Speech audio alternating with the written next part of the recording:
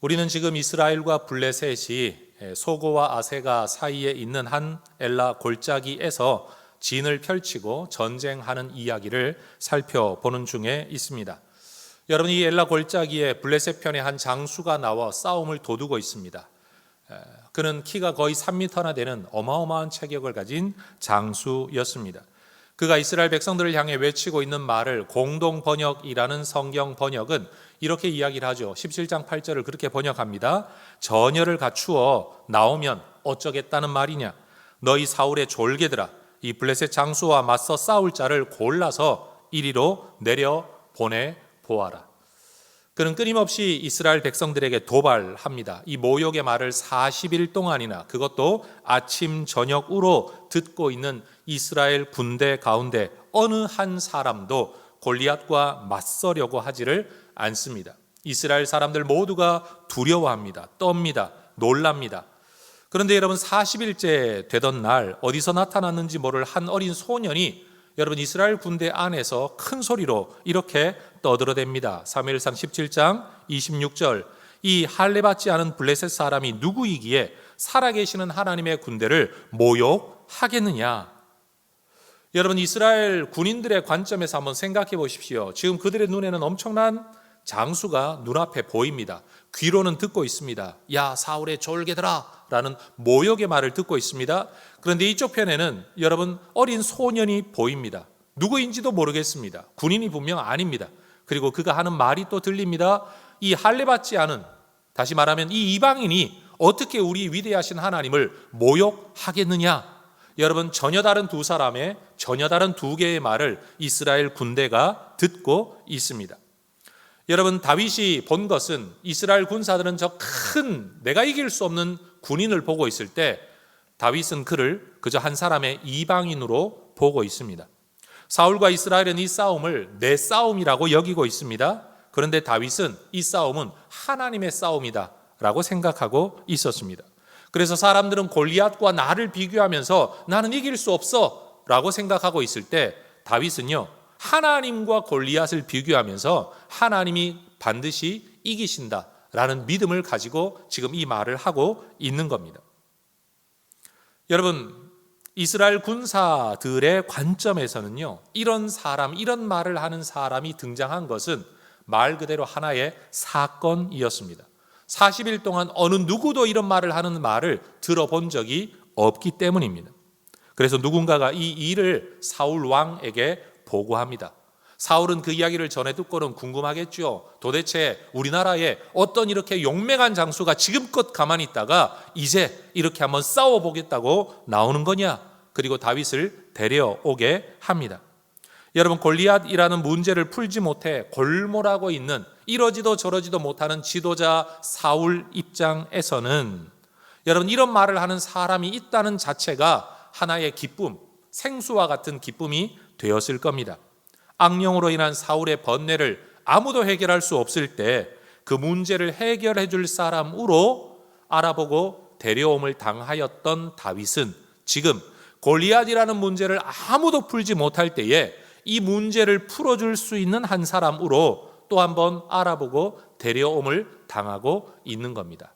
성도 여러분, 하나님 나라 역사가요, 꼭 우리가 나서서 내가 풀겠다라고 달려들지 않더라도 하나님은 때가 되면 그 역할을 맡기시고 우리를 불러주실 줄로 믿습니다. 하나님의 능하신 손 아래에서 겸손하라. 그리하면 때가 되면 너희를 높이시리라.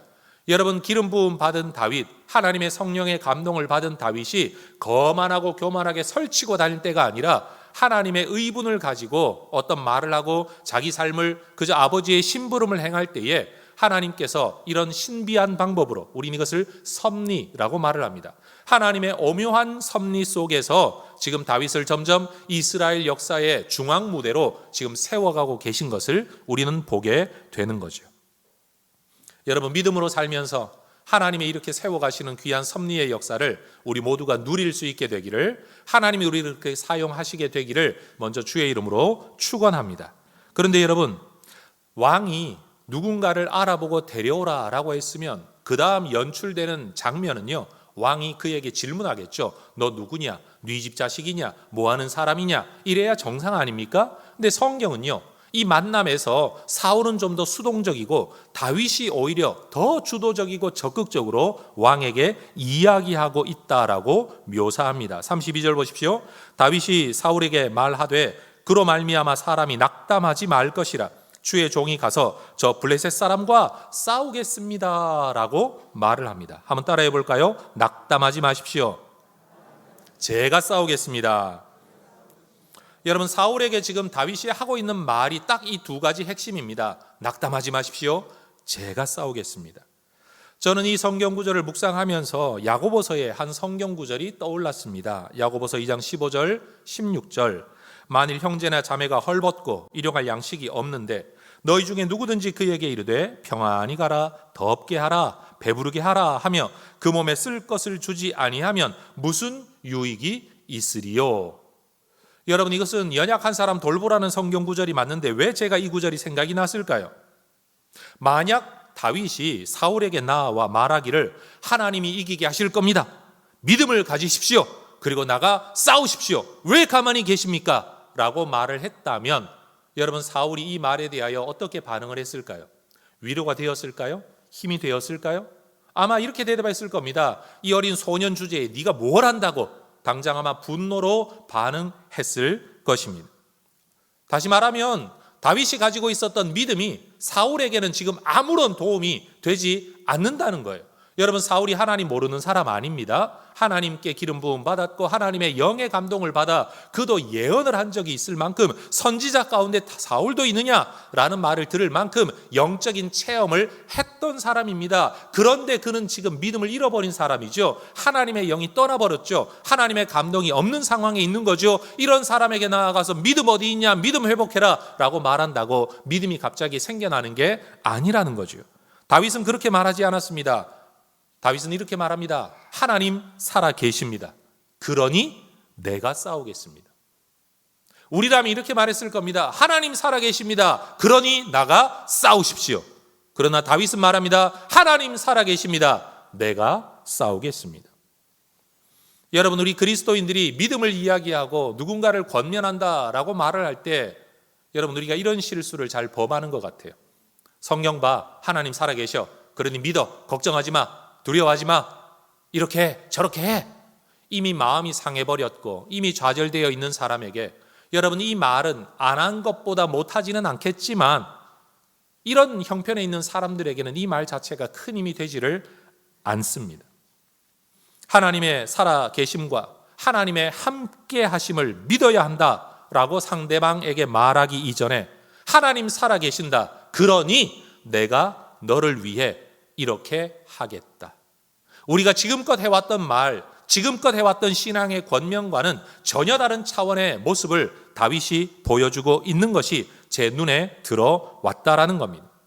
여러분, 우리 그리스도인들이 이 세상에서 힘들어하는 사람들, 낙담하고 좌절하고 쓰러져 있는 사람들에게 어떤 말을 어떻게 해야 할까요? 하나님의 살아계심을 믿는 우리가 그 믿음 없는 사람, 믿음을 잃어버린 사람, 믿음이 있는데도 낙담해버린 사람들에게 나아가서 일어서라, 일어서라, 싸워라, 싸워라 할 게 아니라 내가 너를 대신하여 먼저 싸우겠다라고 말해줄 수 있으면 얼마나 좋을까요? 우리는 때때로 신앙을 잃어버린 사람들에게 가서 좋은 말이라는 말로 하는 말들이 정작 당사자에게는 오히려 상처가 되는 경우가 훨씬 더 많은 것 같습니다.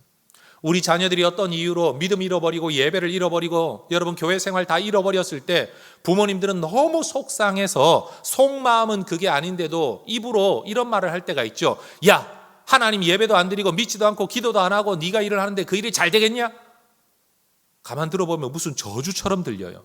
어떤 부모가 자식을 저주하겠습니까? 많은 여러분, 우리가 하는 이 말, 여러분 이 말이 살짝 달라 고쳐져서 야, 믿음 회복해야 된다. 그래도 하나님 살아계시다. 하나님 너 지켜보고 계신다. 하나님 너를 지켜주실 거다. 너는 지금 믿음 때문에 아무것도 못해도 내가 너를 위해 기도할게. 여러분, 이렇게만 말한다고 하더라도요, 신앙과 믿음을 이야기하는 부모에게 최소한 자식이 대들지는 않을 겁니다. 여러분, 우리가 믿음을 가지고 이야기해왔던 것이 틀린 건 아니지만 우리가 잘못된 방법으로 말해와서 오히려 신앙의 이야기가, 믿음의 이야기가, 살아계신 하나님에 대한 이야기가 누군가에게 거부감이 된 건 우리에게 이런 다윗의 지혜가 없었기 때문일 수도 있다라는 생각을 가지고, 여러분 힘내십시오라고 말한 다음에 거기서 끝내지 말고, 힘내십시오 그러니 싸우십시오라고 끝내지 말고, 내가 당신을 위해 기도하겠습니다, 내가 당신을 위해 이 일을 하겠습니다, 내가 먼저 이 일을 책임지겠습니다 라고 말할 수 있는 우리 혜성의 가족들 되시기를 주의 이름으로 축원합니다. 여러분, 다른 사람들에게 믿음을 요구하고 믿음의 행동을 요구하기 이전에 내가 가진 믿음을 보여주는 내 행동을 먼저 행하는 것이 우리에게 필요하다라는 거죠. 여러분, 골리앗을 앞에 두고 누가 그런 용감한 말을 하고 있는지 꼭 만나보고 싶었던 사울은 아마 다윗을 만나고는 실망했을 겁니다. 자신이 기대했던 대단한 용사가 아니라 어린 소년이었기 때문입니다.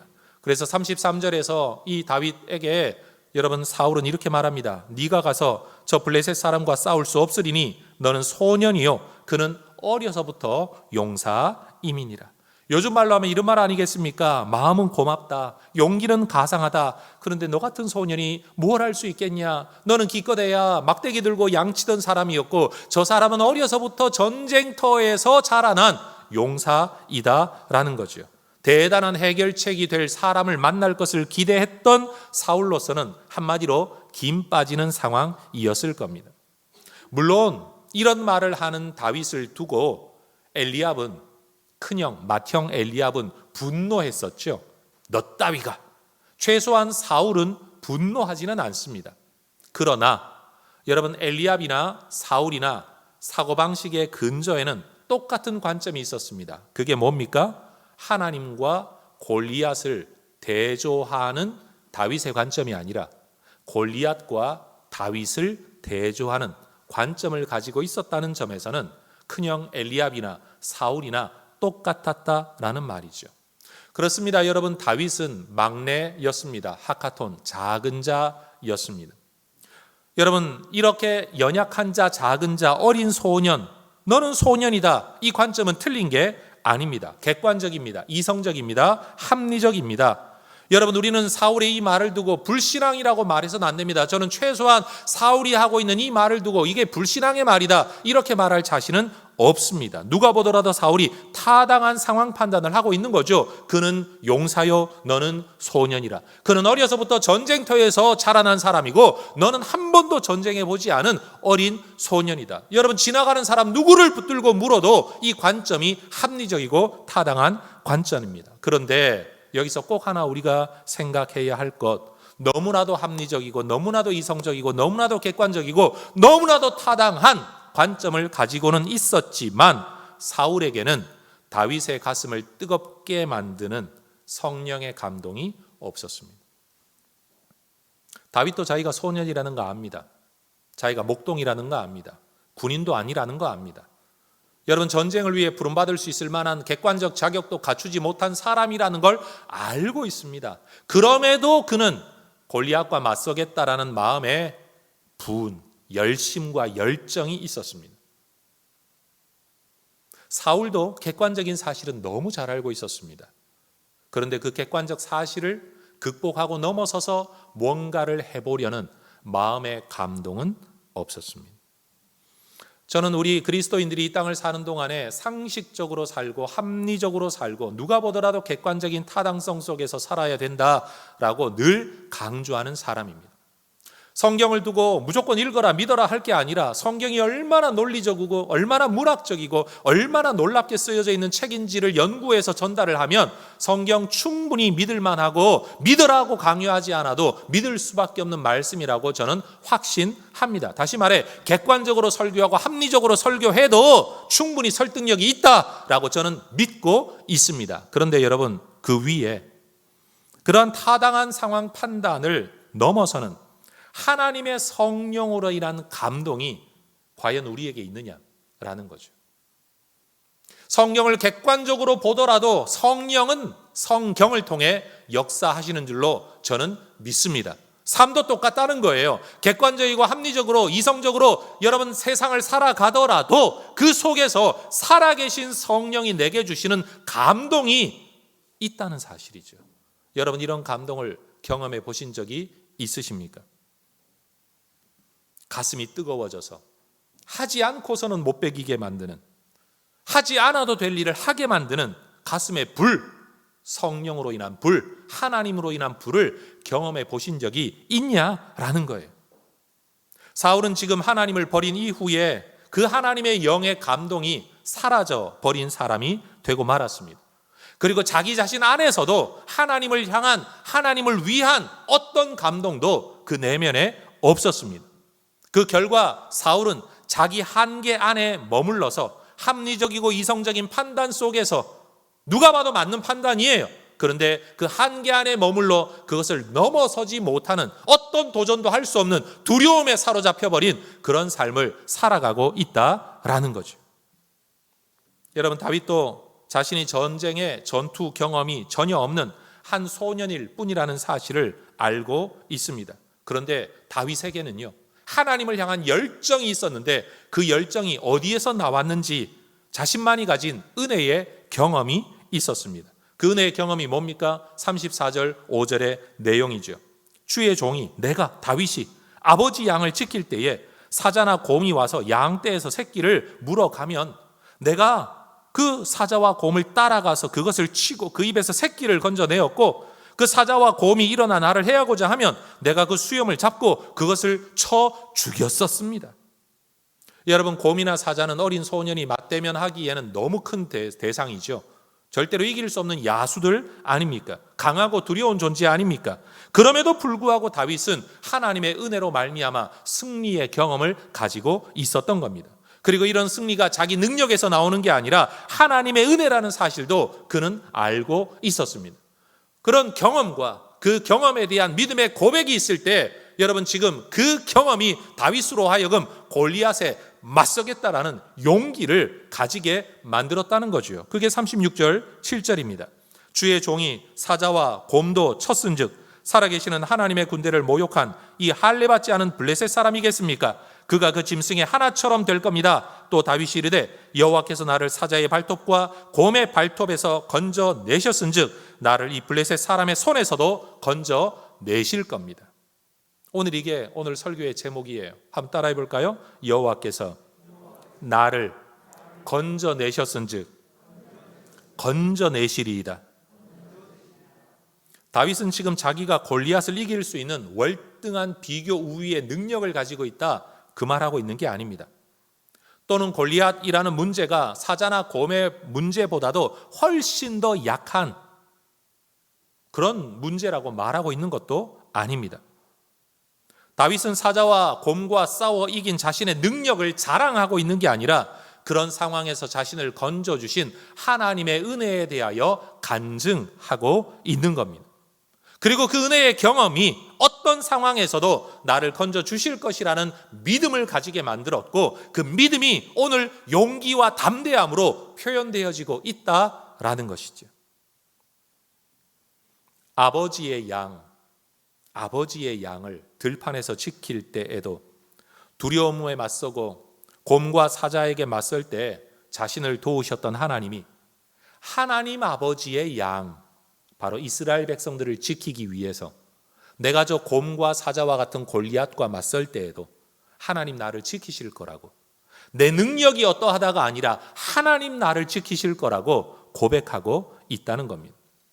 여러분, 다윗은 사자와 곰의 발톱에서 아버지의 양을 지키는 아버지 집의 목동이었습니다. 그 목동 다윗이 지금은 골리앗이라는 발톱에서 하나님 아버지의 양무리를 지키려고 하는 이스라엘의 목자의 모습을 보여주고 있는 겁니다. 이긴다는 보장이 있어서 곰과 사자와 맞선 게 아니라 아버지의 양을 지키기 위한 일념으로 곰과 사자와 맞섰던 것처럼 지금도 골리앗을 이긴다는 보장 때문이 아니라 이스라엘 백성, 하나님의 양무리를 지키기 위해서 나는 싸우겠다, 여기에 초점이 있다는 사실입니다. 여러분, 골리앗과 맞서려는 다윗의 용기, 이 가슴의 뜨거움은 하나님과 동행했던 은혜의 경험에서 나온 것이었습니다.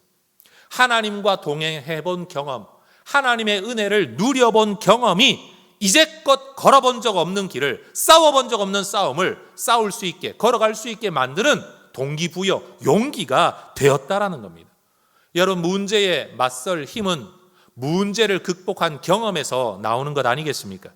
은혜의 경험이 두려움을 넘어서게 만든 겁니다. 여러분, 다윗이 살았던 곳은 빈 들판이었을 겁니다. 평범한 곳, 단조로운 곳, 지루한 곳이었겠죠. 양무리들 돌아다니며 풀이나 뜯어먹고 있는데 여러분, 거기서 뭐 할 게 있겠습니까? 아마 거기서 다윗은 수금을 타며 노래했겠죠. 돌멩이 던지면서 여러분, 지루한 시간들을 여러분 소일하며 보냈겠지요. 어느 누구도 귀하게 보지 않는 그 양을 치는 들판이 다윗에게는 하나님의 은혜를 경험하는, 하나님의 기적을 경험하는, 하나님의 도우심을 경험하는 여러분 신앙의 신학교가 되었던 겁니다. 다윗이야말로 광야 학교에서 길러진 하나님의 사람이었던 거죠. 여러분, 이런 다윗을 앞에 놓고 아마 사울은 기가 막혔을 겁니다. 야, 이 아이가 나가서 싸운다고는 하는데 싸우면 여러분 이길 보장이 여러분 확률로 따지면 몇 %였겠습니까? 그런데도 다른 대안이 없었던 사울은 어쩔 수 없이 다윗을 싸움터로 내보냅니다. 37절 그렇게 말하잖아요. 그냥 하나님이 너를 좀 지켜주시면 좋겠구나. 어린 소년을 대표 투사로 내세워야 하는 사울을 두고 우리는 무책임하다라고 말할 수도 있습니다. 그러나 여러분, 한 군대의 총사령관으로서 다른 대안이 없는 절박함 때문에 궁여지책으로 이 일을 하고 있는 겁니다. 여러분, 이 말 한번 따라해 보시겠습니까? 사람의 궁여지책이, 사람의 차선책이 하나님의 비책이었습니다. 그렇죠? 여러분, 사울뿐만이 아니라 이스라엘의 누구도 다윗이 이 문제를 해결할 거라고 기대한 사람 한 사람도 없었을 겁니다. 어쩔 수 없어서 차선책으로, 궁여지책으로 여러분 어린 소년 내보내는 겁니다. 그런데 하나님은요, 이미 이 다윗을 통해 이 문제를 해결하시기로 작정하고 계셨습니다. 하나님의 비책이에요. 성도 여러분, 우리가 생각할 때 최선책이 없다고 너무 답답해하지 마시고요. 어쩔 수 없어서 나는 차선책을 택하더라도 하나님이 은혜를 베푸시면 문제가 해결될 줄로 믿습니다. 그러니 여러분, 사람들이 생각하는 최선책만 찾아가지고 여러분 그것 없다고 답답해하거나 골몰하지 마시고, 하나님 차선책이라도 하나님 은혜 부어주시면, 하나님 정말 마른 몽둥이 같은 막대기 같은 나도 하나님이 은혜 부어주시면 얼마든지 큰 은혜가 나타날 수 있다라고 믿는 믿음이 여러분 우리에게 필요할 줄로 압니다. 그런데 여러분, 이런 다윗을 내보내는 사울, 그래도 안타까운 마음에 뭐라도 도움이 될까 하여서 다윗에게 군복과 갑옷, 투구 이런 것들을 내어주죠. 이거라도 입고 나가 싸우라고. 그런데 여러분 38절을 보면 분명히 이 군복은요, 사울이 자기 군복을 내어주었대. 자기 군복. 여러분, 왕이 뭐 군복 한 벌만 입고 다녔겠습니까? 여러분, 왕의 갑옷이 뭐 한 벌만 있었겠습니까? 왕이 가지고 있었던 군복, 왕이 가지고 있었던 갑옷, 왕이 가지고 있었던 투구, 여러분 이거 아마 그 나라에서 제일 좋은 것이었을 겁니다. 그런데 우리는 알고 있죠. 이 갑옷, 이 투구, 이 칼, 이 모든 무기들이 정작 사울을 골리앗과 맞서게 만들지는 못했습니다. 그 좋은 갑옷으로도, 여러분 그 좋은 무기로도, 그 큰 키로도 골리앗과 맞서게 만들지 못했다는 겁니다. 여러분, 사울의 갑옷과 칼 아무나 가질 수 없는 훌륭한 도구였겠지만 다윗에게 유용하지는 않았습니다. 왜요? 생각해 보세요. 여러분, 사울은 다른 사람보다 어깨 위나 더 큰, 키가 큰 사람이었고요. 다윗은 어린 소년이었습니다. 그래서 성경을 보면 39절에서 익숙하지 못하다라는 말이 2번이나 반복되죠. 물론 훗날 다윗도 갑옷을 입고 투구를 쓰고 칼을 휘둘러 싸우는 전사가 되었습니다. 그러나 지금은 한 번도 갑옷 입어본 적 없어요. 칼로 싸워본 적이 없어요. 지금은 그 모든 것들이 다윗에게 유용하지 않았어요. 그래서 다윗은 골리앗과 맞서기 위해 자신이 가장 잘 사용할 수 있는 무기였던 물매, 그것을 위해 돌을 고릅니다. 여러분, 시내에서 돌을 고르고 있는 다윗의 모습을 한번 상상해 보십시오. 아마 폭우가 쏟아질 때나 우기 때나 시내가 되었다가 건기가 되면 다 말라버려 그저 여러분 물 흐른 자국만 남아있는 그런 시냇가였습니다. 여러분 거기에서 저 큰 골리앗과 싸우기 위해 돌멩이를 줍고 있는 다윗. 아마 우리가 흔히 말하는 우리 세상의 일상적인 삶에서의 신세 한탄을 따지면 이깟 돌멩이로 어떻게 이기겠다고 이렇게 생각해야 정상 아니겠습니까? 내가 어쩌자고 나서서 싸운다고 이렇게 말을 했을까? 이렇게 생각해야 정상 아닙니까? 그런데 다윗은 그런 생각하지 않습니다. 자기를 지켜줄 갑옷이 없다고, 투구가 없다고, 싸울 칼이 없다고 두려워하거나 주저하지 않습니다. 하나님의 은혜 하나 딱 의지하고 내가 지금 쓸 수 있는 무기가 돌멩이밖에 없으니 여러분 이 돌멩이라도 내가 싸우겠다라는 의연함과 결연함, 여러분 그런 모습을 우리는 보게 되는 겁니다. 여러분 다윗은 전쟁에 익숙하지 않은 사람이 맞습니다. 그러나 하나님에게는 익숙한 사람이었습니다. 여러분 다윗은 칼을 사용하는 일에는 전혀 훈련되지 않은 사람이 맞습니다. 그러나 믿음을 사용하는 일에는 너무나도 잘 훈련된 사람이었습니다.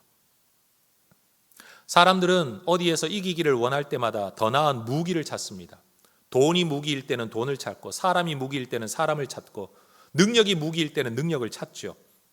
그러나 하나님은 승리를 위해서 그런 것들을 찾으시지 않고 믿음을 찾으십니다. 하나님은 세상 능력이 더 잘 구비된 일꾼을 찾으시는 분이 아닙니다. 하나님은 믿음으로 살아갈 사람을 찾고 계십니다. 여러분 만약 누군가가 믿음으로 살아가기만 한다면 하나님께서는요, 그가 칼을 쓸 줄 아는 사람이라면 칼로, 활을 쓰는 사람이라면 활로, 돌멩이를 쓰는 사람이라면 돌멩이로 하나님은 이기게 하실 것입니다. 세상은 이런 조건을 갖추어야 이길 수 있다라고 말을 할 때 하나님은 아니 그런 조건은 나한테 큰 상관없어. 내가 너를 이기게 할 때는 정 안 되면 여리고성 소리만 질러도 무너지게 할 수 있어. 그게 우리 하나님이신 줄로 믿습니다. 여러분 우리는 하나님의 역사를 위해 능력을 갖춰야 되고 스펙을 갖춰야 되고 뒷배경이 있어야 되고 뭔가를 자꾸만 갖춰야 된다고. 다른 사람과 비교할 때 비교 우위가 아니라 여러분 열등한 나 자신을 보면서 좌절하고 절망하고 있지만 하나님은 그런 것 때문에 우리에게 속상하신 적이 없으시다는 거예요. 하나님은 우리가 똑똑하지 않다고 속상하신 적이 없어요. 하나님은 우리가 잘나지 못했다고, 잘 못생겼다고 우리 하나님 속상해 하시지를 않는다는 거죠. 하나님이 딱 한 가지 속상해 하시는 건 하나님을 믿지 못하는 것, 믿음 없음, 그것만이 문제가 된다라는 겁니다. 어린아이와 젖먹이의 입에서 나오는 찬양을 온전케 하시는 하나님께서 지금 어린 소년 다윗의 입에서 나오는 말과 그의 행동을 통해서 사울의 본질적인 문제가 무엇인가를 우리에게 가르쳐 주고 계십니다. 골리앗이라는 문제 앞에서 떨고 있는, 두려워하고 있는 사울의 문제, 이스라엘의 문제는 군사력의 문제가 아니었습니다. 능력의 문제가 아니었습니다. 그것은 신앙적이고 신학적인 문제였습니다.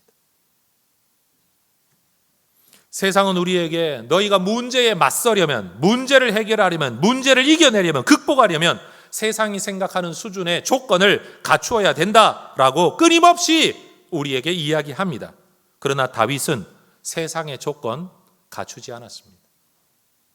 세상적으로 볼 때 골리앗을 이길 만한 그 어떤 조건도 갖추지 않았습니다. 그런데 있는 그대로의 자기 모습으로 이 문제에 맞섭니다. 기껏 돌멩이 몇 개를 들고서도 골리앗에 맞서기를 다윗은 두려워하거나 주저하거나 부끄러워하지를 않았습니다. 오늘 우리는 세상과 맞서기 위해 돈도 없고 백도 없고 사람도 없고 능력도 없고 배경도 없고 경험도 없고 아무것도 없다라고 우리 스스로 탄식하고 있는데 동일한 형편에 있는 다윗은 탄식하지 않았습니다. 하나님 이름 붙들고 그냥 문제에 맞섰습니다. 그것이 다윗과 오늘 우리의 차이입니다. 다윗은 능력이 있었기 때문에 그랬겠죠가 아닙니다. 능력 없는 겁니다. 그래도 그는 문제에 맞섰습니다. 하나님에 대한 믿음, 하나님의 함께하심에 대한 믿음, 하나님이 나를 도우실 것이라는 믿음, 하나님에 대한 열정 때문입니다. 사람들이 갑옷으로 무장하려고 할 때 다윗은 믿음으로 무장되었습니다. 군인들이 자기 목숨 지키려고 골리앗이라는 문제를 회피하고 있을 때 다윗은 아버지의 양을 지키기 위해 자기 목숨을 걸었던 사람입니다. 세상은 자기 힘으로 사는 법에 익숙해져 갈 때 다윗은 믿음으로 사는 법에 익숙해지기를 꿈꾸었던 사람입니다. 세상은 자기 힘을 길러 남을 이기려고 할 때 다윗은 하나님에 대한 믿음을 길러 남을 살리는 사람으로 자라났습니다. 다윗이 하나님을 향해 가졌던 믿음이 세상이 가졌던 어떤 갑옷, 칼, 창, 자격, 경험과 준비와 무기보다도 훨씬 더 강력했습니다. 왜요? 그거 다 가지고도 아무것도 못하고 두려워 떨고 있었는데, 그런 것 아무것도 없는데도 여러분 싸우겠다고 나설 수 있으니 그 어떤 무기보다도 다윗이 가진 믿음이 강력했던 겁니다. 눈에 보이지 아니하는 하나님에 대한 믿음이 도대체 무슨 소용이 있냐? 사람들은 미신이라고 말을 할 때에 다윗은 하나님에 대한 믿음이 남들 회피하고 남들 두려워하는 문제를 직면하고 도전하고 맞설 수 있게 만드는 능력이라는 것을 그의 삶으로 보여주고 있는 겁니다. 성도 여러분, 우리의 믿음은 어디에서 드러날까요? 남보다 잘 사는 것? 아니지 않습니까? 교회 다니는 분들이 대부분 전도할 때 옛날에 이런 말 많이 했죠. 야, 예수 믿으면 잘 살아. 그러다 보니까 자기보다 잘 사는 한 사람한테는 전도를 못 하는 거예요. 야, 예수 믿으면 자식 잘 돼. 그런데 나보다 우리 자식보다 더 잘 됐다라고 여겨지는 사람들한테는 그 말 못 하는 거예요. 야, 예수 믿으면 건강해져. 근데 내가 병원 몇 번 왔다 갔다 하면서부터는 그 말 전도를 못 하는 거예요.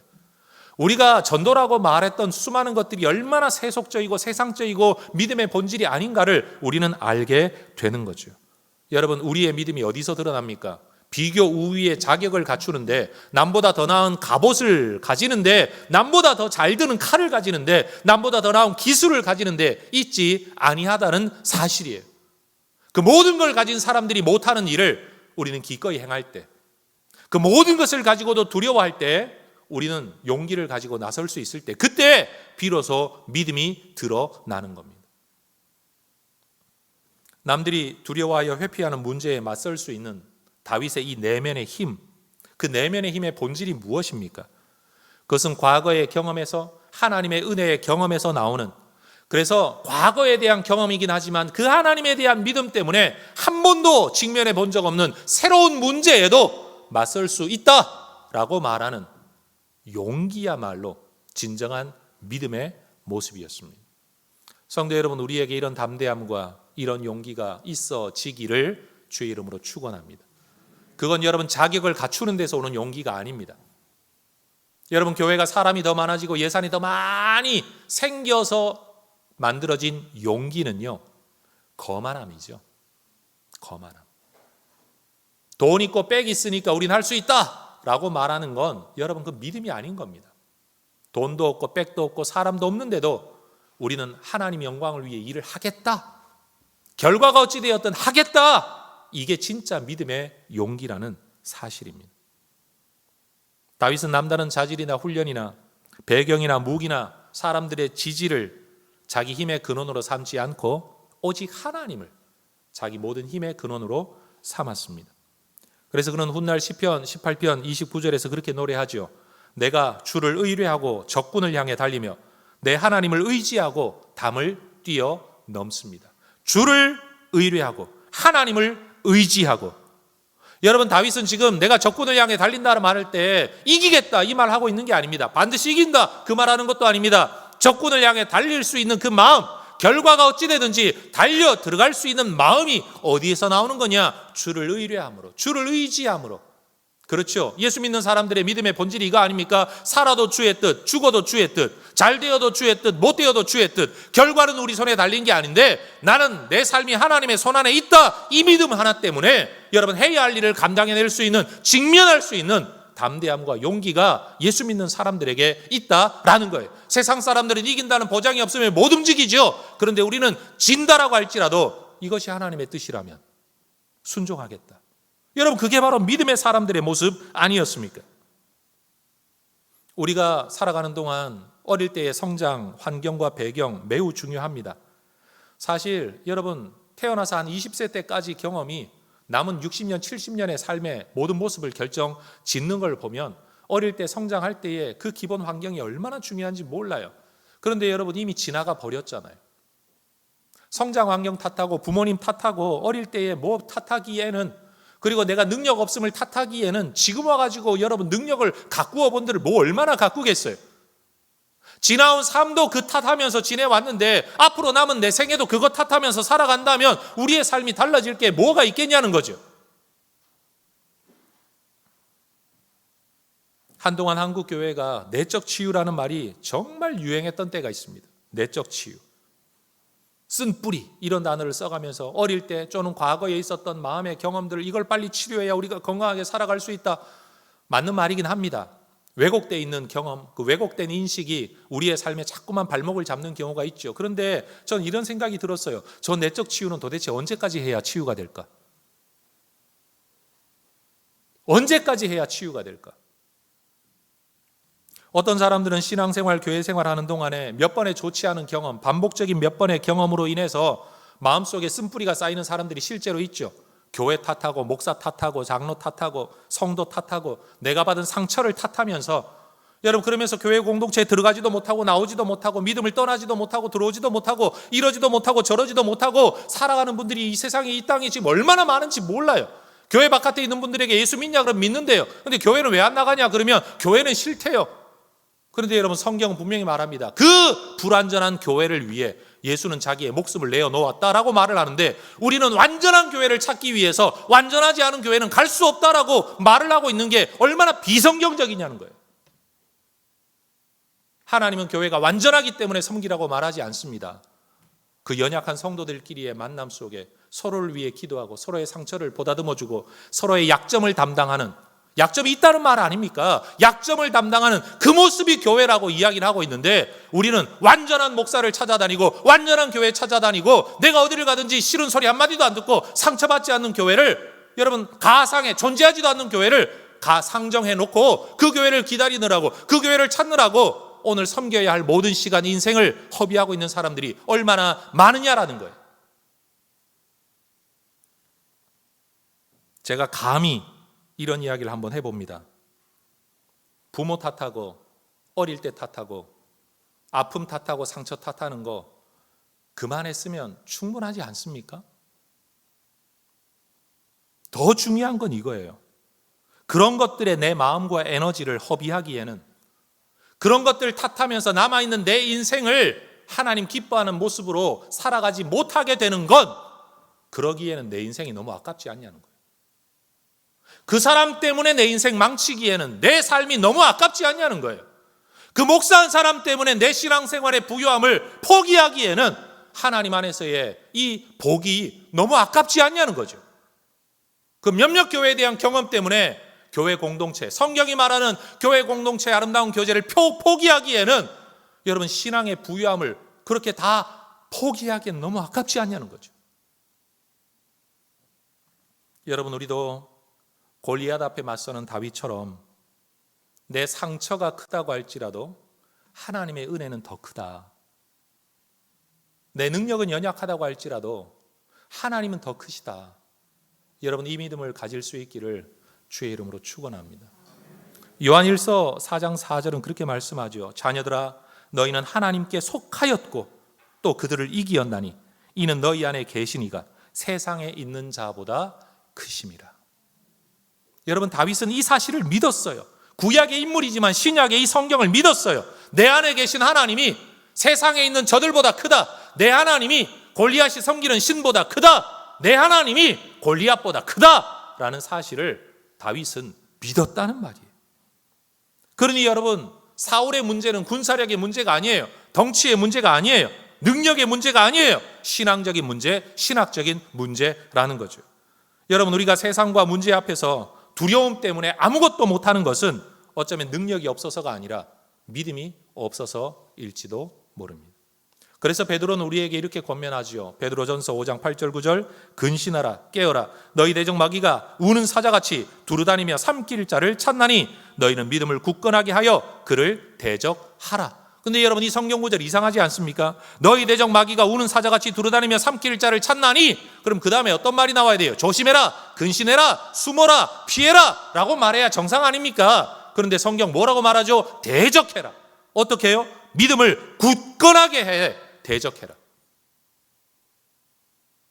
사울은 너희 대적 마귀가 골리앗이 우는 사자처럼 두루다니며 삼킬 자를, 희생양 삼을 사람을 기다리고 있을 때 사울은 믿음을 굳건하게 해서 그를 대적하지 못했습니다. 그런데 다윗은 믿음을 굳건하게 하여 그를 대적하였습니다. 여러분, 믿음대로 살면 반드시 이긴다. 저는 지금 그 이야기하고 있는 게 아닙니다. 오늘 설교의 초점은요, 결과에 있는 게 아니에요. 결과가 어찌되었든 오늘 내가 어떤 마음으로, 어떤 태도로 살아가고 있느냐를 말하고 싶은 거예요. 어떤 분은 아마 이렇게 저한테 질문하실 수도 있죠. 목사님, 그런 믿음으로 나갔다가 골리앗한테 죽임당하면 목사님이 책임지실 겁니까? 목사님이 말하는 그런 믿음으로 살다가 세상에서 실패하면 어떡할 겁니까? 맞습니다. 그럴 수도 있습니다. 믿음으로 살다가 도전하다가 실패하는 사람 많고, 성경에도 보면 말씀에 순종하는 길을 걸어가다가 순교당하거나 맞아 죽거나 칼에 찔려 죽거나 심지어 기름에 절여 죽은 사람들 성경에 허다하게 등장합니다. 성경이 말하는 믿음은 하나님의 기적으로 나타나는 좋은 기대 결과를 얻는 게 믿음이 아니라, 결과가 어떠하든지 오늘 하나님이 기뻐하시는 삶의 모습을 선택해 살아가겠다는 것, 그게 바로 믿음이라는 거예요. 우리는 신앙생활 하면서 항상 결과를 가지고 이야기해요. 결과가 나쁘면 어떡할 거냐? 목사님 책임질 거냐? 여러분, 하나님께서도 하나님의 모든 백성들이 믿음으로 산다고 해서 항상 사람들이 원하는 결과를 주시지 않았습니다. 그런데도 하나님은 약속하시죠. 그런 믿음으로 살았던 모든 사람에게 대하여 하나님이 반드시 갚아 주실 거라고 약속하셨습니다. 여러분, 우리는 우리 삶의 모든 결과에 대해서 하나님께 다 맡기고, 우리가 신경 써야 될 건 결과가 아니라 오늘 내가 어떤 태도로 어떤 모습으로 살아가느냐, 이것이라는 것을 다시 한번 되새길 수 있기를 바랍니다. 최소한 결과를 걱정하면서 이것 때문에 저것 때문에 이것 따지고 저것 따지고 앞뒤 다 죄느라고 아무것도 못했던 내 삶이, 결과가 어찌 되든지 하나님, 오늘 내가 믿음으로 도전하며 살겠습니다. 골리앗에게 죽더라도 나는 맞서겠습니다. 여러분, 이런 태도를 가지고 오늘을 살아간다면 분명 이 사람은요, 이전과는 다른 삶을 살아가게 될 것입니다. 왜요? 주눅들어 두려워하며 떨며 사는 사람이 아니라 맞서는 사람이 될 것이기 때문에. 사람들은 말하겠죠. 야, 쥐뿔도 없는 네가 뭐 잘났다고 나서냐라고 말하겠지만, 쥐뿔 가지고 있는 그들은 오히려 두려워 떨고 있는데, 쥐뿔도 없는 우리는 믿음으로 담대하게 주눅들지 않고 기죽지 않고 여러분 살아갈 거라는 거죠. 이게 바로 예수 믿는 사람들의 담대함이고 예수 믿는 사람들의 평안 아니냐라는 거죠. 가져야 평안한 건 세상의 조건 아닙니까? 하나님 안에 평안한 거, 이게 믿음 아닙니까? 여러분, 예수 믿는 사람들이 오늘날 하나님은 믿고 사는데 항상 세상의 관점 안에서 하나님을 섬겨요. 세상의 양식을 채워주는 하나님을 기대해요. 하나님의 방법대로 일하시는 하나님을 기대하는 게 아니라 세상 방법대로 일해주시는 하나님을 기대하다가 내 기대대로 되지 않으니 하나님 없다, 하나님 안 살아계신다, 하나님 내 기도 듣지 않는다, 하나님 나를 사랑하지 않는다 라고 말하는 것 아니겠습니까? 여러분, 믿음의 본질은 거기에 있지 않습니다. 여러분, 다니엘을 한번 보십시오. 그는 네가 믿음을 지키면 우상의 제물, 왕이 주는 음식 먹지 않으면 하나님 너 살 길 열어주실 거야 라는 약속을 받아서 그런 도전을 한 게 아닙니다. 그리 아니하실지라도 나는 이 믿음의 길을 걷겠습니다.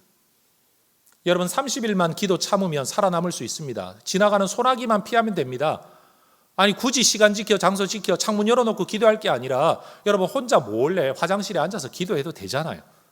근데 굳이 다니엘은요, 성전을 향한 창문 다 열어놓고 모든 사람이 목격할 수 있을 모습으로 굳이 기도를 해서 죽음의 위기에 빠집니다.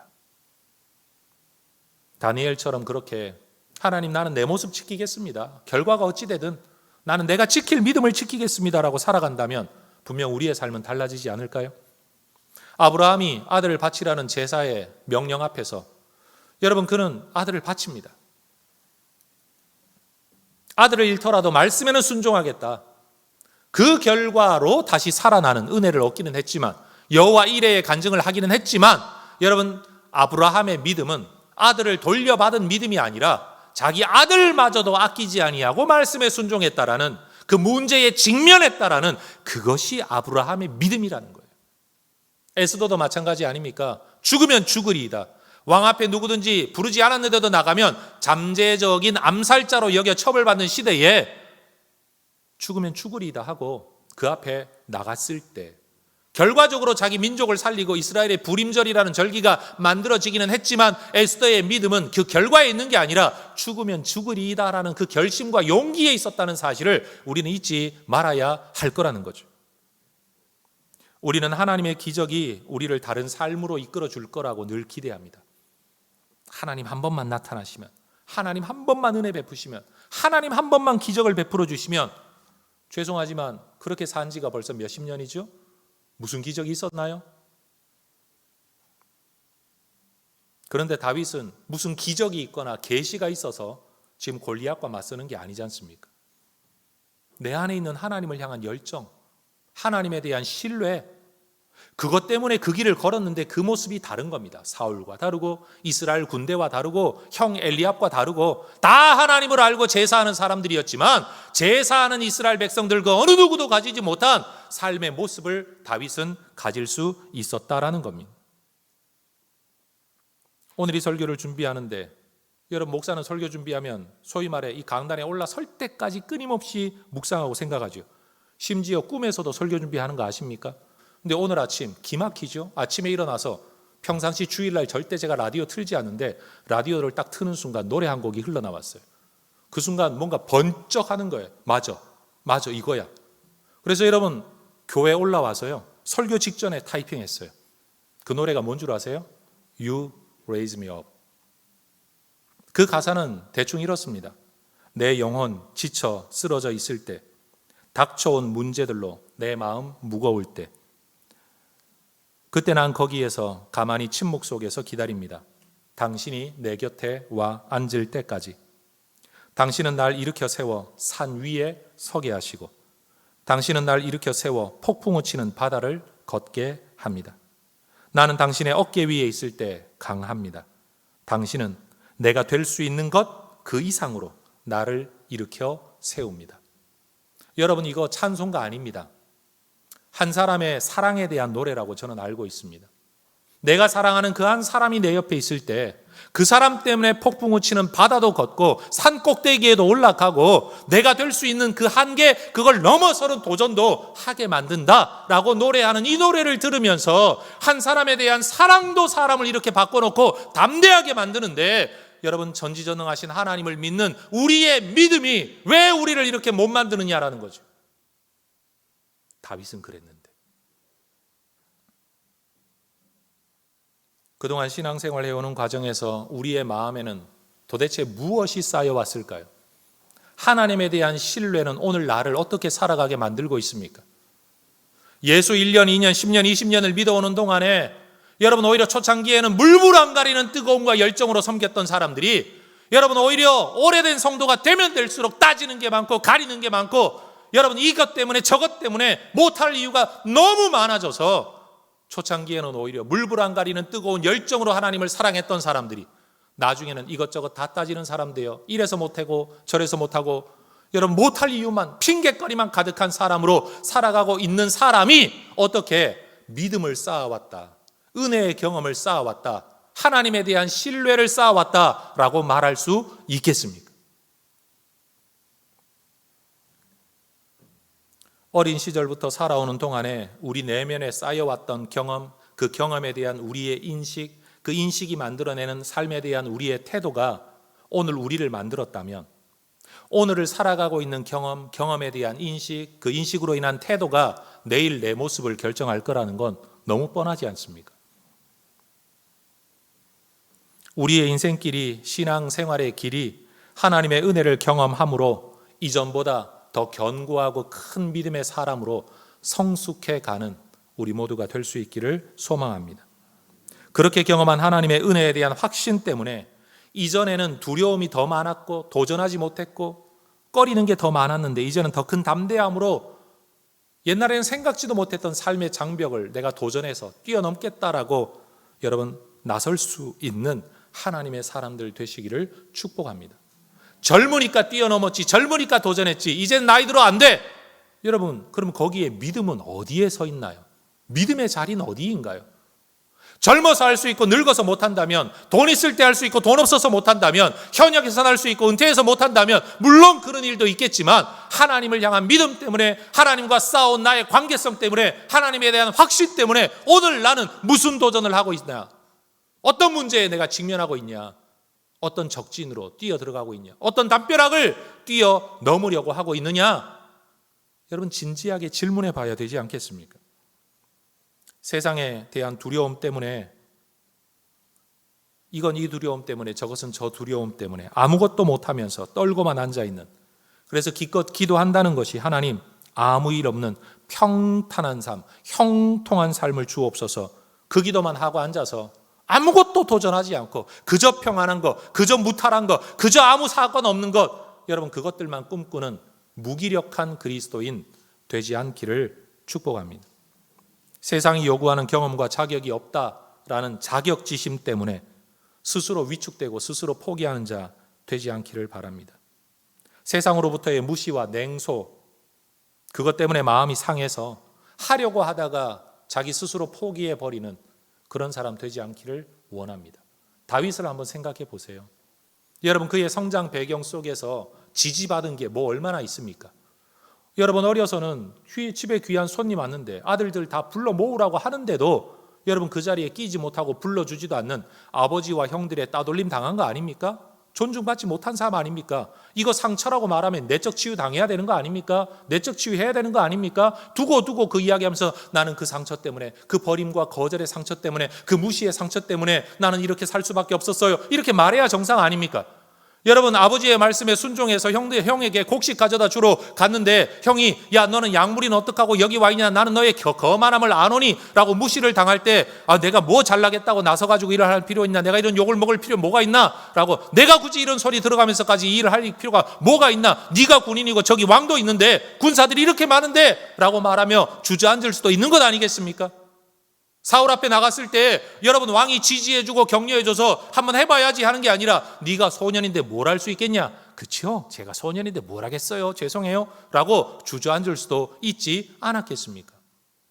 그런 것들을 문제로 삼는다면 다윗은 절대로 이런 일을 이룰 수 없는 사람이죠.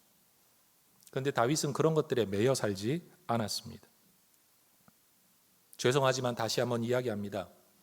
아픔은 아픔이고 상처는 상처가 맞습니다. 그것들이 내 마음을 붙들고 있는 거 압니다.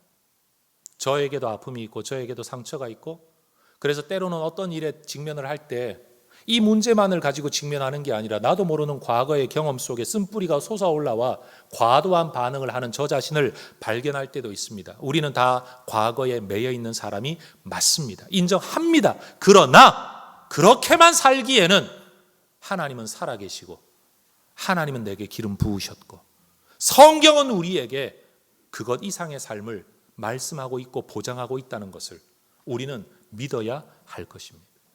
그러니 여러분 과거의 아픔을 붙들고 살아갈 겁니까? 하나님의 말씀을 붙들고 살아갈 겁니까? 교회 안에서 나 말고도 책임져야 할 사람 많은데, 목사도 있는데 장로도 있는데 집사도 저렇게 많은데 내까짓 게 뭐, 그러면서 여러분 하나님의 영광을 위한 일에 쓰임받는 그 특권을 스스로 포기하지 않게 되기를 원합니다. 다른 사람이 일하면 나는 안 해서 좋지가 아니라 그 좋은 영광의 자리, 은혜 받을 자리를 내가 놓쳐버렸네, 기회를 놓쳐버렸네, 오히려 이것을 안타까워할 수 있는 성도들이 되면 얼마나 좋을까요? 하나님의 영광, 하나님 나라 선교 사업을 위하여서 뭐라도 할 수 있는데 여러분 그 기회를 놓쳐버린 것을 오히려 안타까워하는 그런 교회가 될 수 있다면 하나님 우리를 얼마나 기뻐하시겠습니까? 핑계대고 안 하려고 하고 뭐든지 안 하려고 하고 이 핑계 저 핑계 대며 이리 빼고 저리 빼고 다 빼면서 아무것도 안 하는 걸 잘 사는 것이라고 여기는 인생은, 제가 분명 말하지만 이것은 성경적인 삶은 아닌 것 같습니다.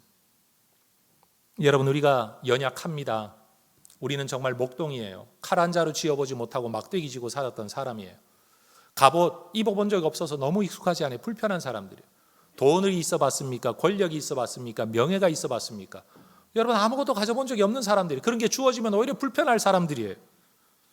그런데도 하나님의 영광을 위하여서 하나님의 이름 무시당하는 일을 참아볼 수 없다는 그 마음 하나 가지고 하나님의 꿈과 소원이 어디에 있는지를 알기 때문에 가만히 있을 수 없는 그런 하나님의 교회가 될 수 있기를 축복합니다. 여러분, 사관학교에서 길러진 사울의 군인들, 장수들, 용맹한 용사들도 해결하지 못하고 맞서지 못했던 것을 다윗은 맞섰습니다. 믿음 때문입니다. 은혜 때문입니다. 하나님 때문입니다. 여러분, 자격 갖추려고 힘쓰고 자격 없다고 포기하지 말고 은혜만 주어지면 막대기로도 사사시대 누군가처럼 여러분 짐승뼈 하나를 가지고도 1000명을 물리칠 수 있는 하나님의 은혜가 임할 줄로 믿습니다. 돌멩이로 이 거인을 쓰러뜨리는 다윗의 이야기 to be continue.